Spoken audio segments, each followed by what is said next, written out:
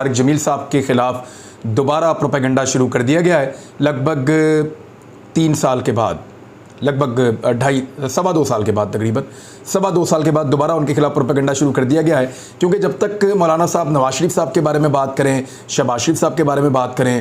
Peoples party کے لوگوں کے لیے دعا کروائیں یا ان کے ساتھ موجود رہیں، تب تک مولانا صاحب کے خلاف کوئی پروپیگنڈا نہیں ہوتا.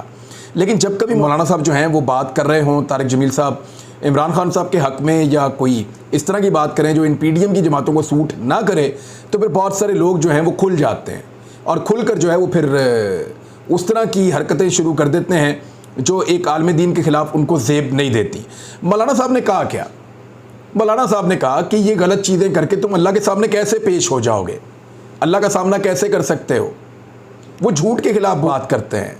لالچ کے خلاف بات کرتے ہیں، وہ ضمیر فروشی کے خلاف بات کرتے ہیں، وہ انسانوں کی تکالیف